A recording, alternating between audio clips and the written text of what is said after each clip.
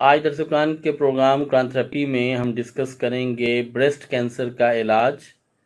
کس طرح سے قرآن مجید کے ذریعے سے ممکن ہے،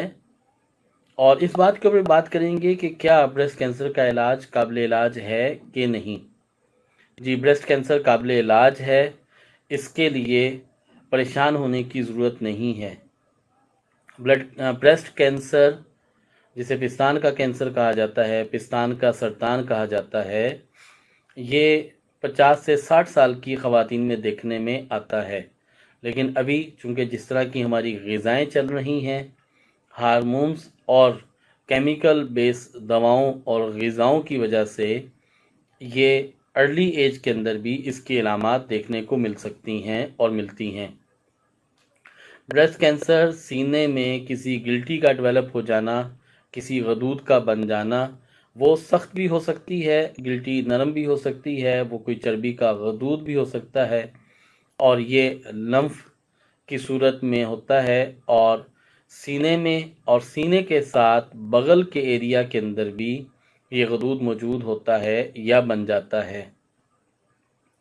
جب یہ علامات ظاہر ہونے لگیں تو یہ ضروری نہیں ہے کہ کینسر کی ہوں، یہ سادہ گلٹی بھی ہو سکتی ہے اور یہ کینسر کی گلٹی بھی ہو سکتی ہے، دونوں باتوں کی ممکنہ صورت موجود ہے۔ لیکن جب اس کی تشخیص کی بات ہو تو چونکہ لوگوں کے پاس اویئرنس نہیں ہوتی، ہماری بچیاں حیا کی وجہ سے ڈسکس نہیں کرتی، اور اسی طرح سے یہ معاملہ ایک مرحلہ سے دوسرے مرحلہ میں، دوسرے مرحلہ سے تیسرے مرحلہ میں منتقل ہو جاتا ہے۔ پاکستان کا اگر جائزہ لیا جائے تو پاکستان میں پہلی دوسری سٹیج کے اوپر اکثر و بیشتر اس کی تشخیص نہیں ہو پاتی۔ اس کی وجہ اویئرنس کا کم ہونا ہے، اس کی وجہ شعور کا کم ہونا ہے، اور کچھ شبہات ایسے ہیں جو ڈیولپ ہو جاتے ہیں جس کی وجہ سے اس کو فوکس نہیں کیا جاتا۔ اگر کسی کو یہ علامت ظاہر ہو کہ اس کے سینہ میں گلٹی ہے، سینہ میں کوئی غدود ہے، تو وہ فردر انویسٹیگیشن کے لیے اگر کسی ڈاکٹر کے پاس چلے جائیں تو اس کو ڈائریکٹلی کئی موقعوں پر بائیوپسی ریکمینڈ کر دی جاتی ہے کہ ایک ٹکڑا لے کر اس سے اس کو چیک کیا جائے گا کہ یہ کس کائنڈ کی گلٹی ہے۔ اور یہ بات اتنی خوفزدہ ہوتی ہے مریض کے لیے، اور یہ مارکیٹ کے اندر لوگوں میں یہ بات بڑی مشہور ہے کہ جیسے ہی بائیوپسی کی جائے گی تو اس کے بعد یہ تیزی سے پھیلے گی اور یہ بگڑنے لگے گی، اور ایسا کئی موقعوں پر دیکھنے میں بھی آتا ہے۔ لہٰذا اس کے لیے آپ کو جانچکاری کی ضرورت ہے کہ آپ اس کو سمجھیں۔ سب سے پہلے آپ کو دیکھنا یہ ہے کہ اگر آپ سمجھتے ہیں کہ کوئی ایسی علامت ہے تو آپ سب سے پہلے اس کا میموگرافی کروائیے۔ میموگرافی ایکس رے کی طرح کا ایک ٹیسٹ ہے جس میں اس کا سائز، اس کا حجم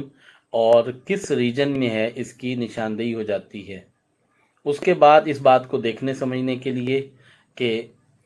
یہ پرابلم جو ہے وہ کس حد تک ہے، کیا اس میں کوئی کینسر کی سمٹم موجود ہے یا نہیں، تو اس کے لیے آپ کو سی بی سی کروا لینا چاہیے۔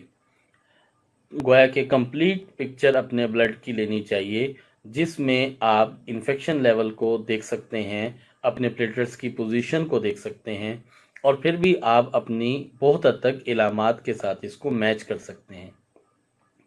CA-125، CA-127، 126 یہ وہ ٹیسٹ ہیں جو بلڈ سے ہو جاتے ہیں۔ ان بلڈ ٹیسٹ کو کروانے کے بعد بھی آپ کسی حد تک بغیر بائیوپسی کے آپ اپنا جائزہ لے سکتے ہیں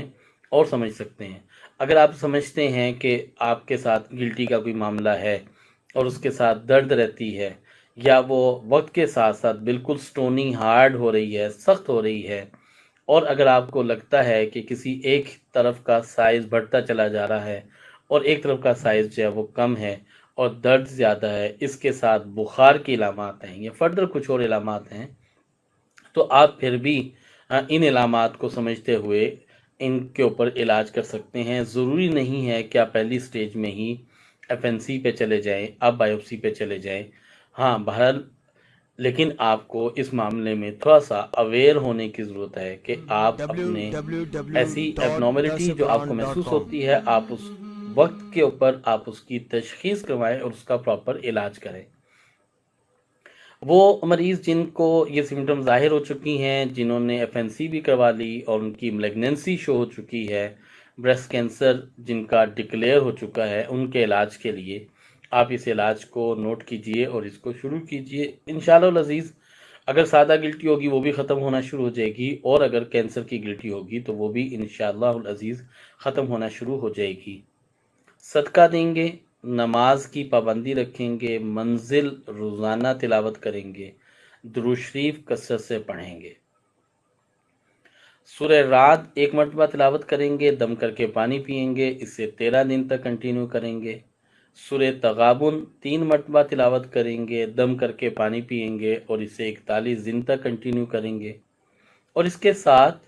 یا حسیب یا اللہ لا الہ الا اللہ، یا حسیب یا اللہ لا الہ الا اللہ، یہ 40,000 مرتبہ مکمل کریں گے۔ وقت کی قید نہیں ہے، جتنا بھی وقت لگ جائے، اور یہ بھی تعین نہیں ہے کہ آپ روز کتنا اس کو پڑھیں، چاہے 1 تسبیح پڑھیں، چاہے 10 تسبیح پڑھیں، جتنا بھی آپ اس کو تلاوت کریں، آپ اس کی تلاوت کر سکتے ہیں اور اس کو آپ ورد کر سکتے ہیں، اسے کنٹینیو رکھیں اور اسے کچھ عرصہ کنٹینیو رکھیں، گاہے بگاہے رابطے میں رہیں، اپنی کیفیت اپنی نوعیت بتاتے رہیں،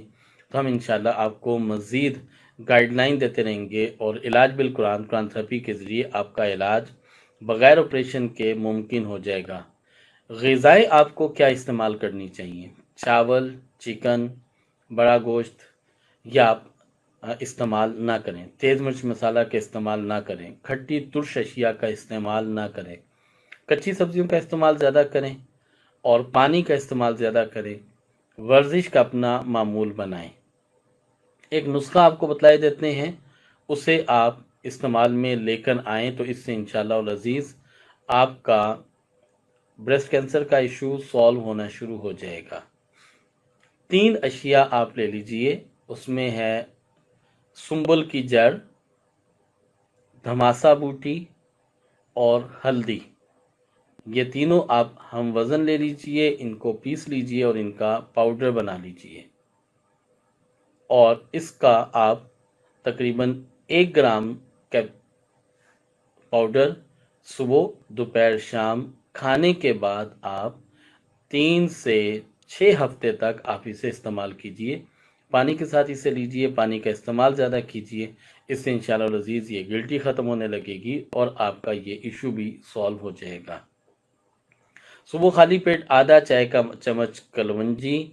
یہ آپ گرم پانی کے ساتھ روزانہ لینا شروع کریں، جسم کے اندر جتنی پینز ہوں گی، جو کمزوری آئے گی، وہ انشاءاللہ العزیز ٹھیک ہو جائے گی۔ وہ پیشنٹ جو کیمو تھراپی پہ ہیں اور ان کے پلیٹلیٹس کم ہو جاتے ہیں، ان کا HB کم ہو رہا ہے، وہ ناشتہ میں 2 سیب لیں، 1 کپ گرم دودھ لیں اور 1 کپ گرم دودھ کے اندر چند پتیاں زعفران ملا کر استعمال کرنا شروع کریں، تو ان کا HB لیول بھی مینٹین ہو جائے گا اور کیمو تھراپی ان کی ریگولر جو ہو رہی ہے وہ انشاءاللہ ٹیپر نہیں ہوگی، بریک نہیں ہوگی۔ اگر آپ کو کسی سٹیج کے اوپر کیمو تھراپی کی طرف جانا پڑتا ہے تو کیمو تھراپی جب آپ کرتے ہیں تو آپ کو کئی مشکلات کا سامنا کرنا پڑتا ہے، آپ کے جسم کے بال گر جاتے ہیں، ہڈیاں کمزور ہو جاتی ہیں، بخار مسلسل رہنے لگتا ہے، یہ چیزیں ساری تب ہوتی ہیں جب آپ کا ہیلتھ سٹیٹس بہت کم ہوتا ہے۔ آپ ایسی غذاؤں کی طرف متوجہ ہو جائیں جو امیون انہانسر ہیں، جو آپ کی امیونٹی کو انہانس کرتی ہیں، اگر آپ ان غذاؤں کو استعمال میں لے کر آئیں گے تو اس سے انشاءاللہ العزیز آپ جو ہے اپنے آپ کو کیمو تھراپی لینے کے ساتھ اپنے آپ کو بہت حد تک صحت مند رکھ سکتے ہیں اور کیمو کے سائیڈ افیکٹ سے بچ بھی سکتے ہیں۔ اس دعا کے ساتھ کہ اللہ جل شانہ تمام مسلم امہ کے ہر طرح کے مسائل کو حل فرمائے، ہر طرح کی پریشانیوں کو دور فرمائے، ہر طرح کے فتنوں سے مسلمانوں کی حفاظت فرمائے، ہم اجازت چاہتے ہیں۔ السلام علیکم ورحمۃ اللہ وبرکاتہ۔